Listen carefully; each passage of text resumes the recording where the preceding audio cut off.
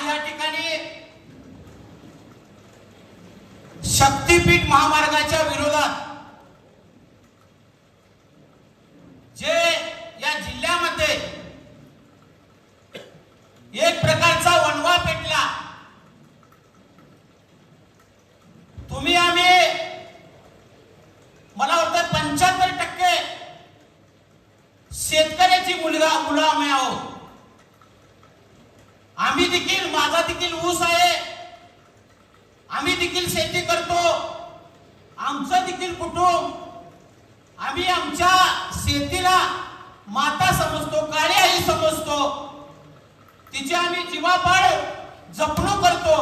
कारण का की आमचं कुटुंब त्या काळ्या आईच्या जीवावर चालू आहे. इगरसं सांगायला आंबेडकर साहेब मंत्री आहेत, ते पालकमंत्री. या कागल तालुक्यातील सन्माननीय मुश्रीफ साहेबांनी ज्यावेळेला आम्ही केडीसी बँकेत भेटलो आमचं शिष्टमंडळ, त्यावेळेला आम्ही सांगितलं, साहेब शक्तीपीठ महामार्ग कागल तालुक्यात जाता कामा नये आणि गेलं तर तुमची आम्ही गाडी फिरू देणार नाही. आणि त्यांनी त्या पद्धतीची भूमिका घेतली आणि कागल तालुक्यातला मार्ग बदलला. आता काहीतरी हुंदरवाडी आणि बोरवड्यातनं जातो. मी प्रकाश पाटलाला विनंती करतो, मी सोनारवाडी ठिकाणी गेलतो परवा, डिसुजा आहे तिथं, आणि त्या ठिकाणी शेतात गेल्यानंतर तिथल्या 2-3 शेतकऱ्यांची चर्चा केली. माझ्या भाऊजींचं 1 एकर जमीन आहे. त्या 1 एकराच्या जमिनीमध्ये सोयाबीन, भुईमूग, भात घेतलं जातं अर्ध्या एकरामध्ये, आणि अर्ध्या एकरामध्ये हत्ती गवत लावलं जातं. बांधवांनो 2 गायी आहेत. सकाळी 10 लिटर, 5 लिटर दोन्ही म्हणजे दोन्ही 10 लिटर होतं. संध्याकाळी 10 लिटर, 20 लिटर दूध जातं. 700 रुपये दिवसा मिळाले जातात. आज प्रपंच चालू आहे त्या ह्याच्यावर. आणि ती जर जमीन जर गेली तर त्या कुटुंबाने करायचं काय? रस्त्यावर उतरायचं काय? या सरकारला मी बोंबलू सांगतोय, अरे ज्या शेतकऱ्यांना शेताच्या शेतीमध्ये जे ऊस पीक पिकलं असेल, धान्य पिकलं असेल, ते रस्त्यावर मार्केटमध्ये द्यायला पाण्यात रस्ते द्या. शासनाचा जे आलाय, अरे पाण्यात रस्ते तुम्ही देत नाही. शेतकरी मोर्चा काढतात, तहसीलदारांना जाऊन भेटतात, त्यांना पाण्यात रस्ते द्यायला तुम्हाला वेळ नाही, आणि इकडे शक्ती मार्ग काढायला तुम्हाला वेळ आहे.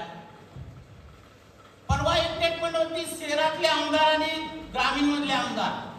शहरातल्या आमदारांनी वेगळी स्टेटमेंट दिली. ते म्हणले शक्तीपीठ म्हणलं जिल्ह्याच्या शेतकऱ्यांची प्रगती होणार आहे, आणि इकडे नरके म्हणतात आमच्याकडे घेऊ नका. अरे हा जर मार्ग राधानगरीच्या पट्ट्यातनं गेला तर किती झाडांची कत्तल होणार आहे. वन्य प्राणी काय करतात? आम्ही उसाला रात्रीचं पाणी पाजतोय, गवे आहेत, तरस आहेत, बिबट्यांचा धुमाकूळ आहे, वन गाय आहेत. ही प्राणी कुठं जाणार?